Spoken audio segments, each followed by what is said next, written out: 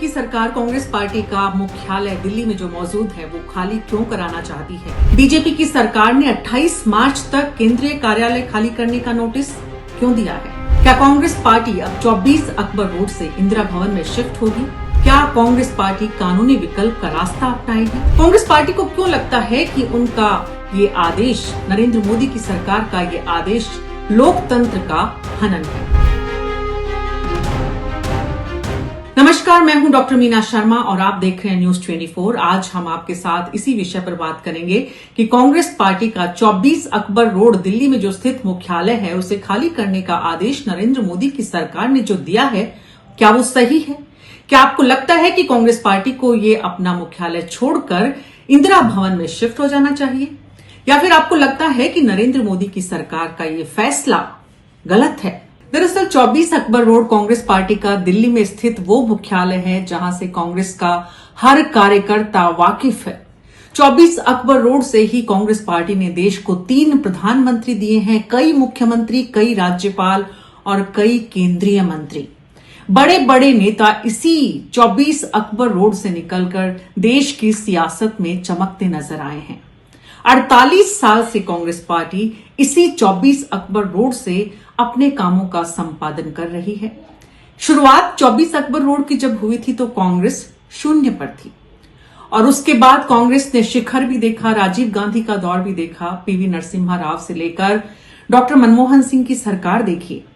लेकिन आज एक बार फिर कांग्रेस विपक्ष में है, उतनी मजबूत नहीं है और कांग्रेस पार्टी इसी समय ये आरोप भी लगा रही है कि केंद्र की सरकार, नरेंद्र मोदी की सरकार जो है वो ये बंगला खाली कराकर अच्छा नहीं कर रही। दरअसल केंद्रीय आवास एवं शहरी कार्य मंत्रालय का संपदा विभाग बंगलों के आवंटन का काम करता है और विभाग का मानना है कि किसी सांसद को आवंटित किए जाने वाले इस बंगले में अब कांग्रेस पार्टी का दफ्तर नहीं चल सकता। कांग्रेस पार्टी इसी बात को गलत बता रही है और लोकतंत्र का इसे दमन कहा जा रहा है। लेकिन क्या वाकई में कांग्रेस का ये कहना सही है? पार्टी का कार्यालय इंदिरा भवन कोटला मार्ग पर पहले ही बनाया जा चुका है।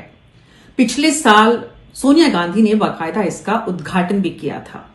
ऐसे में सवाल उठता है कि नए भवन में कांग्रेस पार्टी अपना कार्यालय शिफ्ट क्यों नहीं करना चाहती और विभाग को क्यों लगता है कि इस बंगले का आवंटन किसी अधिकृत सांसद को किया जाना चाहिए। कांग्रेस पार्टी की दलील है कि 24 अकबर रोड का जो किराया है, यानी कि जो रेंट है, जितना दिया जाना चाहिए, जो बाकी लोगों के द्वारा दिया जा रहा है, ऐसे ही कुछ और बंगले हैं जिसमें मुरली मनोहर जोशी, गुलाम नबी आजाद जैसे लोग रहते हैं और कांग्रेस पार्टी की ये दलील है, ये तर्क है कि उन्हें आखिर किस लिए रहने दिया जा रहा है।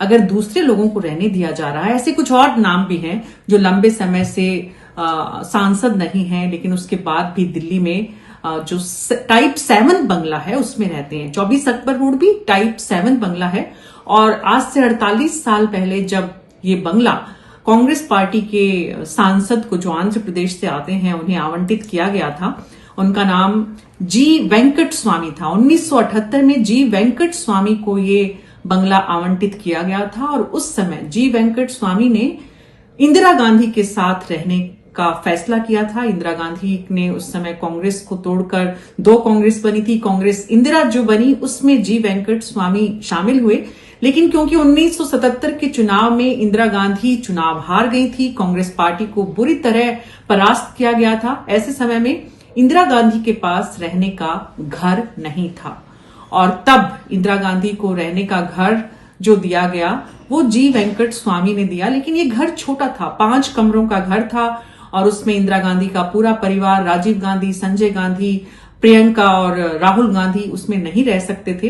तो उन्होंने थोड़े दिन बाद अपना घर तो शिफ्ट कर लिया दूसरे बंगले में, लेकिन ये जो है 24 अकबर रोड, इसे अपना कार्यालय बना लिया।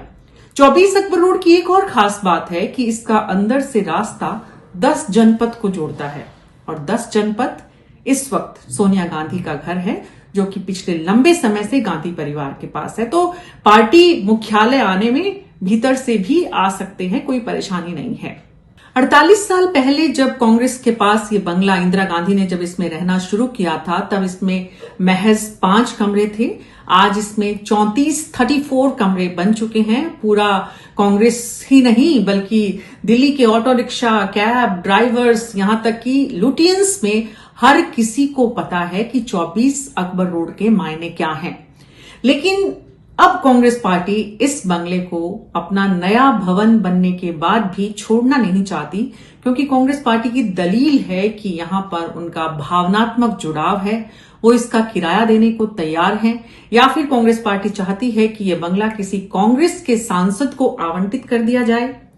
सरकार ऐसा कर भी सकती थी या ऐसा कर भी सकती है कि यह बंगला जो टाइप 7 बंगला है वो किसी सांसद को आवंटित करके कांग्रेस पार्टी अपना मुख्यालय इसी में चलाती रहे। लेकिन बीजेपी की सरकार को अब लगता है कि कांग्रेस मुख्यालय के लिए जमीन बाकायदा सरकार से ली गई है। राजनीतिक दल को होने के नाते जो जमीन का आवंटन होता है, पौष इलाके में कोटला मार्ग पर जब ये पूरा का पूरा इंदिरा भवन बना लिया गया है, भव्य इंदिरा भवन बना लिया गया है, तो क्यों नहीं कांग्रेस पार्टी अपना मुख्यालय वहीं से चलाए, संचालित करे और इस बंगले को जो सरकार का विभाग है वो किसी और को आवंटित करना चाहता है। कांग्रेस पार्टी इस सरकार की दलील से सहमत नहीं है, इसलिए कानूनी रास्ता अपना सकती है, कोर्ट का दरवाजा खटखटा सकती है। ऐसा भी नहीं है कि ये बंगला जो है वो खाली करने का आदेश पहली बार दिया गया है।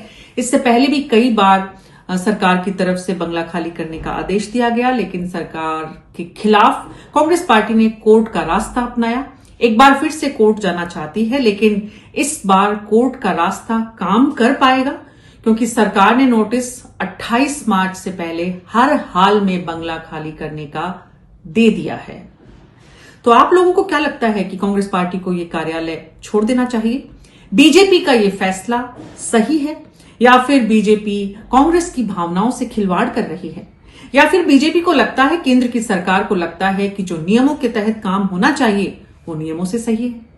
आप अपनी प्रतिक्रिया जरूर हमारे साथ साझा करें। आपके विचारों का हमारे न्यूज 24 के मंच पर स्वागत है और उससे पता चलेगा कि दरअसल सरकार जो कर रही है और कांग्रेस पार्टी जो सोच रही है, कुछ लोगों का कहना है कि कांग्रेस पार्टी विक्टिम कार्ड खेल रही है।